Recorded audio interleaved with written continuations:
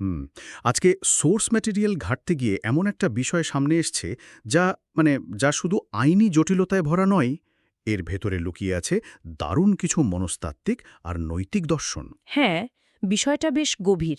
আর যারা খুব কম সময়ে বিশেষ করে পরীক্ষার প্রস্তুতির জন্য কোনো একটি জটিল বিষয়ের মূল নির্যাসটুকু আয়ত্ত করার চেষ্টা করছেন, আজকের এই আলোচনাটি ঠিক সেই উদ্দেশ্যেই সাজানো। একদম। মানে আজকে আমাদের সামনে থাকা সোর্সগুলোর মূল ফোকাস হলো আইন পরীক্ষার গ্রুপ সি বা প্রফেশনাল এথিক্স, সহজ কথায় পেশাগত আচরণবিধি। রাইট।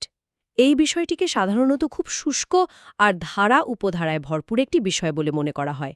মুখস্থ করার চাপ থাকে অনেক। হ্যাঁ, কিন্তু আমরা যদি মুখস্থ না করে এর ভেতরের গল্পটা বোঝার চেষ্টা করি, তাহলে বিষয়টা একদম পানির মতো পরিষ্কার হয়ে যাবে। আজকের এই গভীর বিশ্লেষণে আমরা এই পেশাগত আচরণবিধির খুঁটিনাটি বিষয়গুলো ডিকোড করব। শুরু করা যাক তাহলে। উম, শুরুতেই একটা চিন্তা মাথায় আসছিল এই সোর্সগুলো পড়ার সময়। আইনজীবীরা তো সমাজের আইন রক্ষা করেন, হ্যাঁ, সাধারণ মানুষকে আইনি সুরক্ষা দেন। হ্যাঁ, এটা তো তাদের প্রধান কাজ। কিন্তু এই আইনজীবীদের আইন কানুন কে ঠিক করে? মানে কে নিশ্চিত করে যে তারা নিজেদের ক্ষমতার অপব্যবহার করছেন না? হুম, এই প্রশ্নটাই আসলে পুরো প্রফেশনাল ইথিক্সের মূল ভিত্তি। সোর্সগুলো বিশ্লেষণ করলে দেখা যায় এর উত্তর লুকিয়ে আছে পেশাগত আচরণবিধির একটি সুনির্দিষ্ট কাঠামোর মধ্যে। রাইট। এটি শুধু পরীক্ষার খাতায় নম্বর পাওয়ার জন্য তৈরি করা কিছু নিয়ম নয়। একটি দেশের বিচার ব্যবস্থার প্রতি সাধারণ মানুষের যে গভীর আস্থা থাকে, সেই আস্থা টিকিয়ে রাখার মূল পাহারাদার হলেন আইনজীবীরা। বুঝতে পারছি। মানে একজন আইনজীবী যখন সনদ পান, তখন তিনি শুধু একটি পেশায় যুক্ত হন না। একদমই তাই। তিনি একটি বৃহত্তর আইনি কাঠামোর অংশ হয়ে ওঠেন। আর এই কাঠামোটি যেন স্বচ্ছ থাকে, সাধারণ মানুষ যেন আইনজীবীদের ওপর নিঃসংকোচে ভরসা করতে পারে, ঠিক সেই কারণেই এই নিয়মগুলোর জন্ম। দারুণ একটা পয়েন্ট। সোর্সগুলো থেকে স্পষ্ট বোঝা যাচ্ছে যে এই নিয়মগুলো এমনি এমনি আকাশ থেকে পড়েনি। এর পেছনে একটি সুনির্দিষ্ট নিয়ন্ত্রক সংস্থা রয়েছে। হ্যাঁ, একটা রেগুলেটরি বডি আছে। এখানে বারবার Bangladesh legal practitioners and bar council order 1972 এর কথা উল্লেখ করা হয়েছে এবং বলা হচ্ছে এই অর্ডারের অধীনেই বাংলাদেশ বার কাউন্সিল গঠিত। ঠিক। কিন্তু এই বার কাউন্সিল জিনিসটা আসলে কি? এটি কি সরকারের কোনো মন্ত্রণালয় নাকি আলাদা কিছু? এটা খুবই গুরুত্বপূর্ণ একটা প্রশ্ন। সোর্সে একে একটি স্বায়ত্তশাসিত প্রতিষ্ঠান বা স্ট্যাচুটরি বডি বলা হয়েছে। তার মানে এটা সরকারের সরাসরি নিয়ন্ত্রণে নয়? ঠিক ধরেছেন। এটি সরাসরি সরকারের কোনো অঙ্গ সংগঠন বা মন্ত্রণালয় নয়, বরং এটি আইন দ্বারা গঠিত একটি স্বাধীন সত্তা। এর নিজস্ব ক্ষমতা এবং দায়িত্ব রয়েছে। আচ্ছা। সারা দেশের হাজার হাজার আইনজীবীকে নিয়ন্ত্রণ করা, তাদের সনদ দেয়া এবং প্রয়োজনে শাস্তি দেওয়ার ক্ষমতা রাষ্ট্রের তরফ থেকে এই প্রতিষ্ঠানটিকে দেয়া হয়েছে। এটি মূলত পুরো দেশের আইনজীবীদের অভিভাবক হিসেবে কাজ করে। এই অভিভাবকত্বের বিষয়টা একটু ভেঙে বুঝতে চাই। আমি সোর্সে দেখতে পাচ্ছি যে এই বার কাউন্সিল পরিচালনার জন্য একটি কমিটি বা গঠনতন্ত্র রয়েছে, যেখানে মোট সদস্য সংখ্যা 15 জন। হ্যাঁ, 15 জবির একটি কমিটি। কিন্তু এই 15 জনের বিভাজনটা বেশ ইন্টারেস্টিং মনে হলো। এই 15 জন আসলে কারা এবং কিভাবে তারা এই কমিটিতে আসেন? এই গঠনতন্ত্রের দিকে তাকালে বোঝা যায় কতটা সুচিন্তিতভাবে এটি তৈরি করা হয়েছে। এই 15 জনের মধ্যে পদাধিকার বলে চেয়ারম্যান হিসেবে থাকেন দেশের অ্যাটর্নি জেনারেল। যিনি সরকারের প্রধান আইন কর্মকর্তা। ঠিক। এরপর বাকি 14 জনের মধ্যে 7 জন হচ্ছেন সারা দেশের সাধারণ আইনজীবীদের ভোটে নির্বাচিত প্রতিনিধি, আর বাকি 7 জন আসেন বিভিন্ন আঞ্চলিক বার সমিতির নির্বাচিত প্রতিনিধি হয়ে। আচ্ছা, মানে পুরো দেশের আইনজীবীরা ভোটাধিকার প্রয়োগ করে তাদের এই প্রতিনিধিদের বেছে নেন। হ্যাঁ, অনেকটা জাতীয় নির্বাচনের মতোই একটা গণতান্ত্রিক প্রক্রিয়া। ঠিক এই জায়গাটাতে আমার একটা কৌতূহল কাজ করছে। 7 জন সাধারণ প্রতিনিধি আর 7 জন আঞ্চলিক প্রতিনিধি, এই নিখুঁত ব্যালেন্সটা কেন করা হলো? ব্যালেন্সটা খুব জরুরি ছিল। শুধু তো 14 জন সাধারণ প্রতিনিধি নিলেই হতো, অথবা সবাইকেই অঞ্চলভিত্তিক নেওয়া যেত, তাই না? এর পেছনের কারণটা হল প্রতিনিধিত্বের সমতা নিশ্চিত করা। রাজধানী ঢাকায় বসে সুপ্রিম কোর্টের একজন আইনজীবীর কাজের যে বাস্তবতা বা সমস্যা, দেশের একদম প্রান্তিক কোনো উপজেলার একজন আইনজীবীর বাস্তবতা কিন্তু এক নয়। একদমই আলাদা বাস্তবতা। যদি শুধু সাধারণ ভোটের সবাই নির্বাচিত হতেন, তাহলে হয়তো শুধু বড় শহরের পরিচিত আইনজীবীরাই বারবার নির্বাচিত হয়ে আসতেন। রাইট, যাদের পরিচিতি বেশি। আঞ্চলিক প্রতিনিধি রাখার কারণে দেশের সব প্রান্তের আইনজীবীদের সমস্যা, অধিকার এবং পেশাগত মান উন্নয়নের বিষয়টি এই নীতি নির্ধারণী পর্যায়ে সমানভাবে গুরুত্ব পায় আর অ্যাটর্নি জেনারেল চেয়ারম্যান থাকায় সরকারের সাথে এই স্বাধীন সংস্থাটির একটি কাজের সমন্বয়ও বজায় থাকে। খুবই লজিক্যাল একটা স্ট্রাকচার। আচ্ছা, আরেকটা বিষয় সোর্স ঘাটতে গিয়ে বারবার সামনে আসছিল, যেখানে একটা বড়সড় বিভ্রান্তি তৈরি হওয়ার সুযোগ আছে। কোন বিষয়টা? আমরা তো বার কাউন্সিলের কথা জানলাম, কিন্তু এর পাশাপাশি বার অ্যাসোসিয়েশন নামেও একটা টার্ম প্রচুর ব্যবহার করা হয়। অনেকেই হয়তো ভাবেন দুটো একই জিনিস। হ্যাঁ, সাধারণ মানুষ এমনকি অনেক নতুন আইনের ছাত্ররাও এই দুটো গুলিয়ে ফেলে। এই বার কাউন্সিল এবং বার অ্যাসোসিয়েশনের মূল পার্থক্যটা আসলে কোথায়? নাম কাছাকাছি হলেও এদের কাজ সম্পূর্ণ আলাদা। এতক্ষণ আমরা যে বার কাউন্সিলের কথা বললাম সেটা হলো রেগুলেটরি বডি বা নিয়ন্ত্রক সংস্থা। যারা অভিভাবকের মতো কাজ করে। ঠিক, কারা আইন পেশায় আসতে পারবেন, তার পরীক্ষা নেওয়া, সনদ বা লাইসেন্স দেওয়া এবং কেউ পেশাগত অসদাচরণ করলে তার লাইসেন্স বাতিল করা, এই সব ক্ষমতা শুধু বার কাউন্সিলের। আর বার অ্যাসোসিয়েশন? অন্যদিকে বার অ্যাসোসিয়েশন হল স্থানীয় আইনজীবীদের একটি কল্যাণমূলক সমিতি বা অনেকটা প্রফেশনাল ক্লাবের মতো। আচ্ছা, মানে একটা লোকাল। হ্যাঁ, প্রতিটি জেলায় বা সুনির্দিষ্ট আদালতে আইনজীবীদের নিজস্ব বার অ্যাসোসিয়েশন থাকে। তারা মূলত নিজেদের সদস্যদের বসার জায়গা, লাইব্রেরি সুবিধা, পারস্পরিক কল্যাণ বা কোনো সদস্য মারা গেলে তার পরিবারকে সাহায্য করা, এই ধরনের বিষয়গুলো দেখভাল করে। বিষয়টা এখন একদম পরিষ্কার। তার মানে বার কাউন্সিল হলো সেই অথরিটি যারা লাইসেন্স দেয় এবং নিয়মকানুন ঠিক করে, আর বার অ্যাসোসিয়েশন হলো আইনজীবীদের নিজেদের তৈরি করা কমিউনিটি বা ওয়েলফেয়ার সংগঠন। একদম সঠিক সারাংশ টেনেছেন। এবার তাহলে সরাসরি সেই নিয়মকানুনের বইটিতে ঢোকা যাক, যা নিয়ে আজকের এই সোর্স মেটেরিয়াল। পেশাগত আচরণ বিধি বা ক্যাননস অফ প্রফেশনাল কন্ডাক্ট অ্যান্ড এটিকিউট, এই যে মূল দলিলটি আছে, সেখানে দেখা যাচ্ছে পুরো বিষয়টিকে 4টি অধ্যায়ে ভাগ করা হয়েছে। হ্যাঁ, 4টি মূল পিলারের ওপর এই আচরণবিধি দাঁড়িয়ে আছে। চলুন একটু বিস্তারিত দেখা যাক। প্রথম অধ্যায়ে বলা হয়েছে সহ আইনজীবীর প্রতি দায়িত্ব বা duty to other advocates. Right. এখানে একটা নিয়ম দেখি একটু অবাকই হলাম। কোনো আইনজীবী নাকি বিজ্ঞাপন দিয়ে নিজের প্রচার করতে পারবেন না। হ্যাঁ, বিজ্ঞাপন দেওয়া সম্পূর্ণ নিষেধ। কিন্তু আজকালকার দিনে যেখানে কর্পোরেট হাসপাতাল থেকে শুরু করে সবাই টিভিতে, পত্রিকায় বিজ্ঞাপন দিচ্ছে, সেখানে আইনজীবীদের জন্য এই নিষেধাজ্ঞা কেন? একজন নতুন আইনজীবী যদি নিজের দক্ষতা জানাতেই না পারেন, তাহলে তিনি ক্লায়েন্ট পাবেন কি করে? শুনতে একটু সেকেলে মনে হলেও এই নিয়মের পেছনের দর্শনটা অনেক গভীর। আইন পেশাকে সাধারণ ব্যবসায়িক পণ্য হিসেবে দেখা হয় না। আচ্ছা। আইনি পরিভাষায় একে একটি নোবেল প্রফেশন বা মহৎ পেশা হিসেবে গণ্য করা হয়। একটু কল্পনা করে দেখুন, যদি আইনজীবীদের মধ্যে বিজ্ঞাপন দেওয়ার উন্মুক্ত প্রতিযোগিতা শুরু হয়, তাহলে কি হবে? সবাই বিলবোর্ড টানানো শুরু করবে। ঠিক, তখন মেধা বা আইনি দক্ষতার চেয়ে কে কত টাকা খরচ করে বিলবোর্ড বা পত্রিকায় চকচকিময় বিজ্ঞাপন দিতে পারছে, সেটাই মুখ্য হয়ে উঠবে। বড় বড় ল ফার্মগুলো বিজ্ঞাপনে বাজার ভাসিয়ে দেবে, আর একজন সৎ, মেধাবী কিন্তু আর্থিকভাবে অসচ্ছল নতুন আইনজীবী হারিয়ে যাবেন। তার মানে এটা এক ধরনের লেভেল প্লেইং ফিল্ড তৈরি করার জন্যে। ঠিক তাই। এবং এর চেয়েও বড় কথা হল বিচার ব্যবস্থার মর্যাদা। আজই আসুন অর্ধেক খরচে মামলা জিতিয়ে দেওয়া হয়, এ ধরনের বিজ্ঞাপন আইন পেশার গাম্ভীর্যকে একদম পথে নামিয়ে আনবে। হ্যাঁ, সেটা তো বটে। এছাড়া এই প্রথম অধ্যায়ে আরও বলা হয়েছে যে একজন আইনজীবী অন্য আইনজীবীর মক্কেলকে ভাঙিয়ে আনতে পারবেন না, অর্থাৎ পেশাগত জায়গায় একে অপরের প্রতি শ্রদ্ধাবোধ থাকতে হবে। কাজ এবং সুনামের মাধ্যমেই একজন আইনজীবীর পরিচিতি বাড়বে, চটকদার বিজ্ঞাপনের মাধ্যমে নয়। বেশ যুক্তিসঙ্গত পয়েন্ট। এরপর সোর্সের দ্বিতীয় অধ্যায়ে আসি, যেখানে বলা হয়েছে মক্কেলের প্রতি দায়িত্ব বা ডিউটি টু ক্লায়েন্ট। এই অংশটা পরীক্ষার্থীদের জন্য খুবই গুরুত্বপূর্ণ। হ্যাঁ, এখানে কিছু অত্যন্ত কড়া নির্দেশনার কথা আছে। যেমন, যে সম্পত্তি নিয়ে মামলা চলছে, একজন আইনজীবী কোনোভাবেই সেই সম্পত্তির কোনো অংশ কিনতে পারবেন না বা সেখানে তার কোনো ব্যক্তিগত স্বার্থ জড়াতে পারবেন না। একদম। এই নিয়মের কারণটা তো অনুমান করা যায়, কিন্তু এর পেছনের আইনি যুক্তিটা ঠিক কি? ফিসিউডিয়ারি ডিউটি বা পরম বিশ্বাসের সম্পর্ক। একজন মক্কিল যখন কোনো আইনজীবীর কাছে আসেন, তিনি চরম বিপদে পড়েই আসেন। রাইট। তিনি তার সম্পদ, সম্মান, এমনকি নিজের জীবনের সুরক্ষার জন্য আইনজীবীর ওপর পুরোপুরি নির্ভর করেন।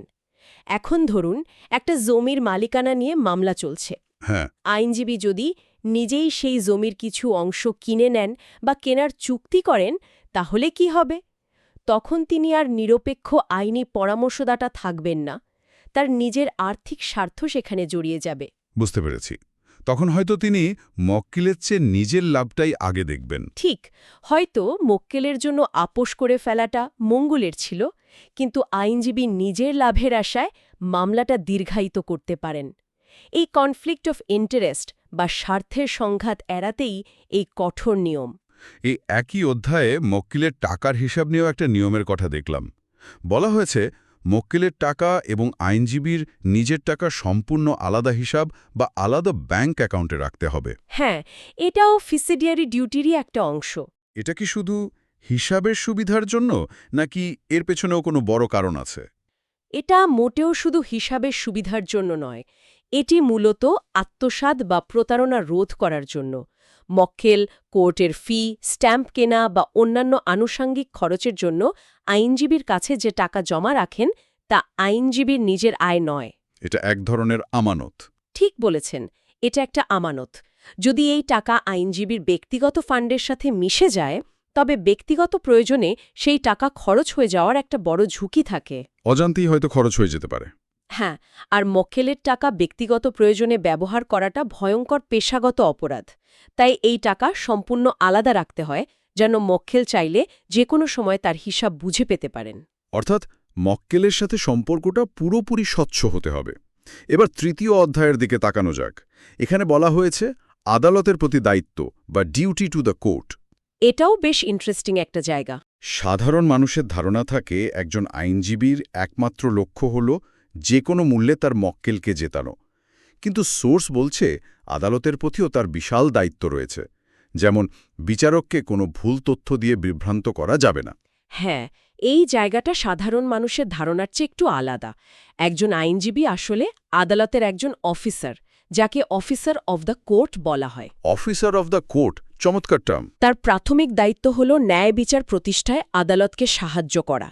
তিনি অবশ্যই তার মক্কেলের পক্ষে আইনি লড়াই করবেন, কিন্তু মিথ্যার আশ্রয় নিয়ে বা কোনো ভুয়া প্রমাণ হাজির করে নয়। যদি করেন তাহলে তো সিস্টেমটাই নষ্ট হয়ে যাবে। একদম। যদি একজন আইনজীবী ইচ্ছাকৃতভাবে বিচারককে বিভ্রান্ত করেন, তবে পুরো বিচার প্রক্রিয়াই কলুষিত হয়ে যায়। এই অধ্যায়ে আরেকটা বিষয় খুব চোখে পড়ল, যে মামলাটি বিচারাধীন আছে সেটি নিয়ে বিচারকের সাথে ব্যক্তিগতভাবে বা গোপনে কোনো যোগাযোগ করা সম্পূর্ণ নিষিদ্ধ। হ্যাঁ, এটা কঠোরভাবে নিষিদ্ধ। কোর্টরুমের বাইরে বিচারকের সাথে মামলার বিষয়ে কথা বলা কেন এত বড় অপরাধ হিসেবে দেখা হচ্ছে? কারণ বিচার ব্যবস্থায় শুধু ন্যায় বিচার নিশ্চিত করলেই হয় না, সেটা যে স্বচ্ছভাবে হচ্ছে তা সাধারণ মানুষকে দৃশ্যমানভাবে বুঝতেও দিতে হয়। একটি প্রচলিত কথা আছে, justice must not only be done but must also be seen to be done. ন্যায় বিচার শুধু করলেই হবে না, সেটা দৃশ্যমানও হতে হবে। ঠিক। যদি কোনো আইনজীবী গোপনে বিচারকের সাথে তার খাসকামরায় বা অন্য কোথাও বিচারাধীন মামলা নিয়ে কথা বলেন, তখন মামলার অপরপক্ষের মনে সন্দেহ জাগাটাই স্বাভাবিক। তারা ভাবতে পারে যে ভেতরে ভেতরে কোনো পক্ষপাতিত্ব হচ্ছে। একদম তাই। আদালতের পবিত্রতা এবং বিচারকের নিরপেক্ষতার উপর যাতে কোনো কালিমা না লাগে, সেজন্যই এই নিষেধাজ্ঞা। একদম জলের মতো পরিষ্কার। আমরা একে একে সহকর্মী, মক্কেল এবং আদালতের প্রতি দায়িত্বগুলো জানলাম। এই আচরণবিধির সর্বশেষ বা চতুর্থ অধ্যায়ে বলা হয়েছে জনসাধারণের প্রতি দায়িত্ব নিয়ে। হ্যাঁ, সাধারণ জনগণের প্রতিও আইনজীবীদের একটা দায়বদ্ধতা আছে। এখানে একটা নির্দিষ্ট টার্ম বারবার ব্যবহার করা হয়েছে, টাউটিং। বার কাউন্সিল রুলস অনুযায়ী কোনো আইনজীবী দালাল পুষতে পারবেন না বা টাউটিং করতে পারবেন না। এই দালাল প্রথাটা আসলে আইন পেশায় কিভাবে প্রভাব ফেলে? টাউট বা দালাল প্রথা হল বিচার ব্যবস্থার একটা বড় ব্যাধি। এই দালালরা সাধারণত কোর্ট প্রাঙ্গণে ঘুরে বেড়ায়। গ্রাম থেকে আসা সহজ সরল বা বিপদগ্রস্ত মানুষকে ভুল বুঝিয়ে মামলার গ্যারান্টি দিয়ে নির্দিষ্ট আইনজীবীদের কাছে নিয়ে যায়। আর মাঝখান থেকে মোটা অঙ্কের কমিশন খায়। ঠিক ধরেছেন। আচরণবিধি বলছে কোনো আইনজীবী এই ধরনের দালালের মাধ্যমে আসা মামলা নিতে পারবেন না। এটি করা মানে আইন পেশার মর্যাদাকে বিক্রি করে দেওয়া। আর এই অধ্যায়ে একটা খুব ভালো পয়েন্ট আছে দেখলাম, নিছক কাউকে হয়রানি করার উদ্দেশ্যে মামলা করা যাবে না। হ্যাঁ, নিছক কাউকে হয়রানি করার উদ্দেশ্যে বা ব্যক্তিগত আক্রোশে কোনো মামলা দায়ের করাও আইনজীবীর নীতির পরিপন্থী। মানে আইন জানিন বলেই যে কাউকে আইনি গ্যারাকলে ফেলে হয়রানি করা যাবে তা নয়। এতক্ষণ আমরা যে 4টি অধ্যায়ের নিয়মগুলোর গভীরে গেলাম, এগুলো আসলে একজন আদর্শ পেশাজীবী হওয়ার দারুণ একটা গাইডলাইন। নিঃসন্দেহে। কিন্তু বাস্তবতা হলো মানুষ মাত্রই ভুল করতে পারে, বা অনেকে হয়তো ইচ্ছাকৃতভাবেই এই নিয়মগুলো ভাঙতে পারেন। তাহলে কি হবে? এখানেই আজকের আলোচনার তৃতীয় পর্বটি চলে আসে, পেশাগত অসদাচরণ এবং এর শাস্তি। যারা গ্রুপ সি পরীক্ষার জন্য স্টাডি করছেন তাদের জন্য এই অংশটি বেশ ক্রিটিক্যাল। সোর্সে বলা হচ্ছে এই আচরণবিধি লঙ্ঘন করাকেই বলা হয় প্রফেশনাল মিসকন্ডাক্ট বা পেশাগত অসদাচরণ। আর এর বিচারের জন্য বার কাউন্সিলের নিজস্ব একটি ট্রাইব্যুনাল রয়েছে। এই ট্রাইব্যুনাল কিভাবে গঠিত হয়? বার কাউন্সিল অর্ডারের ৩২ নম্বর অনুচ্ছেদে এই ট্রাইব্যুনালের কথা বলা হয়েছে। এই ট্রাইব্যুনালের গঠন কাঠামোটা একটু খেয়াল করার মতো। এটি সাধারণত ৩ জন সদস্য নিয়ে গঠিত হয়। 3 জন সদস্য? তারা কারা? এর মধ্যে 2 জন থাকেন বার কাউন্সিলের নিজস্ব নির্বাচিত সদস্যদের মধ্য থেকে, আর 1 জন থাকেন এমন একজন প্রবীণ আইনজীবী যিনি বার কাউন্সিলের সদস্য নন। আচ্ছা। আর চেয়ারম্যান কে হন? বার কাউন্সিলের সদস্যদের মধ্যে থেকে যিনি সবচেয়ে সিনিয়র, তিনি এই ট্রাইব্যুনালের চেয়ারম্যান হিসেবে দায়িত্ব পালন করেন। এই যে তৃতীয় সদস্য যিনি বার কাউন্সিলের কেউ নন, তাকে কেন রাখা হলো? তিনি তো বাইরের একজন মানুষ। এই বাইরের একজনকে রাখার পেছনে কি বিশেষ কোনো উদ্দেশ্য আছে? অবশ্যই আছে। এটিকে বলা যায় চেকস অ্যান্ড ব্যালেন্স বা নিরপেক্ষতা নিশ্চিত করার একটা উপায়। আচ্ছা, কিভাবে? যদি ট্রাইব্যুনালের সবাই বার কাউন্সিলের নিজস্ব সদস্য হতেন, তবে হয়তো কোনো পরিচিত আইনজীবীকে বাঁচিয়ে দেওয়ার একটা অভ্যন্তরীণ চাপ কাজ করতে পারত। হ্যাঁ, স্বজনপ্রীতির একটা সুযোগ থেকে যায়। ঠিক। বাইরের একজন প্রবীণ ও সম্মানিত আইনজীবীকে যুক্ত রাখার মূল উদ্দেশ্যই হল বিচার প্রক্রিয়ায় সর্বোচ্চ নিরপেক্ষতা ও স্বচ্ছতা নিশ্চিত করা, যেন কেউ বলতে না পারে যে আইনজীবীরা নিজেদের লোকদের নিজেরাই বাঁচিয়ে দিচ্ছে। খুবই চমৎকার একটা ব্যালেন্সিং পদ্ধতি। এবার শাস্তির ধরনগুলো একটু বোঝা দরকার। অনুচ্ছেদ ৩২-এর ১ অনুযায়ী ট্রাইব্যুনাল মূলত ৩টি স্তরের শাস্তি দিতে পারে। হ্যাঁ, 3টি নির্দিষ্ট শাস্তির কথা বলা আছে। তিরস্কার করা বা রেপ্রিমেন্ড, আইন পেশা থেকে সাময়িক বরখাস্ত করা বা সাসপেনশন, এবং চিরতরে তালিকা থেকে নাম মুছে ফেলা বা রিমুভাল ফ্রম দ্য রোল। এই শাস্তির মাত্রাগুলো কিভাবে নির্ধারণ করা হয়? এটা পুরোপুরি নির্ভর করে অপরাধের গুরুত্বের ওপর। একটু উদাহরণ দিয়ে যদি বলতেন। ধরুন, একজন আইনজীবী হয়তো প্রথম বানের মতো অসতর্কতাবশত কোনো ছোট নিয়ম ভঙ্গ করেছেন, হয়তো ফাইলিংয়ে কোনো টেকনিক্যাল ভুল ছিল। সেক্ষেত্রে ট্রাইব্যুনাল তাকে শুধু তিরস্কার করে বা সতর্ক করে ছেড়ে দিতে পারে। আর বরখাস্ত করাটা কখন আসে? অপরাধ যদি গুরুতর হয়, যেমন মক্কেলের টাকা আত্মসাৎ করা বা আদালতের সাথে জালিয়াতি করা, সেক্ষেত্রে তাকে হয়তো 2 বা 3 বছরের জন্য সাসপেন্ড করা হতে পারে। এই সময়ে তিনি আর আইন পেশা পরিচালনা করতে পারবেন না। আর সবচেয়ে কঠোর শাস্তি, যেটা রিমুভাল ফ্রম দ্য রোল বা তালিকা থেকে চিরতরে নাম মুছে ফেলা, এটা তো অনেকটা পেশাগত মৃত্যুদণ্ডের মতো। এটা কখন দেওয়া হয়? ঠিক বলেছেন, এটা আইন পেশার সর্বোচ্চ শাস্তি। অপরাধ যদি এমন পর্যায়ের হয় যা আইন পেশার মূল ভিত্তিকেই ধ্বংস করে দেয়, তখন এই শাস্তি দেওয়া হয়। যেমন বড় ধরনের কোনো ফৌজদারি অপরাধে সাজাপ্রাপ্ত হওয়া বা বিচারকের স্বাক্ষর জালিয়াতি করা। এই ধরনের ক্ষেত্রে সেই আইনজীবীর লাইসেন্স চিরতরে বাতিল করা হয়। তিনি আর কখনোই আইন পেশায় ফিরতে পারেন না। কিন্তু একটা প্রশ্ন থেকেই যায়, ট্রাইব্যুনাল তো মানুষ দ্বারাই পরিচালিত, তাদেরও তো ভুল হতে পারে। অথবা কোনো আইনজীবী যদি মনে করেন যে তার ওপর অবিচার করা হয়েছে, ট্রাইব্যুনালের রায়ই কি শেষ কথা? একদমই না। আইনি ব্যবস্থার সৌন্দর্যই হল এখানে আত্মপক্ষ সমর্থনের পর্যাপ্ত সুযোগ থাকে। আপিল করার সুযোগ আছে তাহলে? হ্যাঁ, বার কাউন্সিল অর্ডারের ৩৬ অনুচ্ছেদ অনুযায়ী যদি কোনো আইনজীবী ট্রাইব্যুনালের রায়ে সংক্ষুব্ধ হন, তবে তিনি রায় প্রদানের পরবর্তী ৯০ দিনের মধ্যে সরাসরি বাংলাদেশ সুপ্রিম কোর্টের হাইকোর্ট বিভাগে আপিল দায়ের করতে পারবেন। ৯০ দিনের মধ্যে হাইকোর্টে? ঠিক। অর্থাৎ এই বিচার প্রক্রিয়াটি একপাক্ষিক নয়, এখানে আইনের শাসনের পূর্ণ চর্চা করা হয়। আজকের এই সোর্সগুলোর একেবারে শেষ পর্যায়ে আমরা চলে এসেছি। এতক্ষণ আমরা যে আলোচনা করলাম তা থেকে একটা বিষয় খুব পরিষ্কার। পরীক্ষার প্রস্তুতির জন্য শুধু ধারাগুলো বা শাস্তির মেয়াদ মুখস্থ করাটা যথেষ্ট নয়। একদম ঠিক কথা। এই যে এতগুলো নিয়ম, বার কাউন্সিলের গঠন, ট্রাইব্যুনাল, এই সব কিছু মিলে আসলে একটা দার্শনিক কাঠামো তৈরি করেছে। মক্কেলের টাকা আলাদা রাখা, বিচারকের প্রতি সম্মান, সহকর্মীর প্রতি শিষ্টাচার, এগুলো কেবল আইনের বইয়ের লাইন নয়, এগুলো হলো সাধারণ মানুষের নির্ভরতা আর বিশ্বাসের জায়গা। যে কোনো আইনের ছাত্র বা পরীক্ষার্থীর জন্য এটা বোঝা জরুরি যে জ্ঞান তখনই সবচেয়ে বেশি কার্যকর হয় যখন আমরা এর পেছনের কারণটি বুঝতে পারি। রাইট। একজন চিকিৎসকের ভুলের কারণে হয়তো একজন রোগীর প্রাণ যেতে পারে, কিন্তু একজন আইনজীবীর নৈতিক স্খলনের কারণে পুরো সমাজের বিচার ব্যবস্থার ওপর থেকে মানুষের বিশ্বাস উঠে যেতে পারে, আর সেই বিশ্বাস একবার ভেঙে গেলে সমাজ কাঠামোই দুর্বল হয়ে পড়ে। তাই এই পেশাগত আচরণবিধিগুলো এত কঠোর এবং সুনির্দিষ্ট। আজকের আলোচনা থেকে নিশ্চয়ই অনেক জটিল বিষয়ের জট খুলে গেছে, তবে শেষ করার আগে এই পুরনো এবং সুপ্রতিষ্ঠিত নিয়মগুলোর আলোচনার পর সোর্সের বাইরে গিয়ে একটি নতুন চিন্তার খোরাক রেখে যেতে চাই। অবশ্যই। একটু ভাববার বিষয় হলো, আজকাল প্রযুক্তি যেভাবে এগোচ্ছে, কৃত্রিম বুদ্ধিমত্তা বা আর্টিফিশিয়াল ইন্টেলিজেন্স এখন অনেক দেশেই আইনি ড্রাফটিং তৈরি করে দিচ্ছে, এমনকি আইনি পরামর্শও দিচ্ছে। হ্যাঁ, এআই এখন অনেক কিছুই করছে। ভবিষ্যতে যদি এআই পুরোপুরি আইনি সেবায় যুক্ত হয়, তখন মানুষের তৈরি এই পেশাগত শিষ্টাচার বা নৈতিকতার মাপকাঠি একটি যন্ত্রের উপর কিভাবে প্রয়োগ করা সম্ভব? একটি অ্যালগোরিদম কি কখনো ফিলিসিয়ারি ডিউটি বা বিশ্বাসের মর্যাদা বুঝতে পারবে?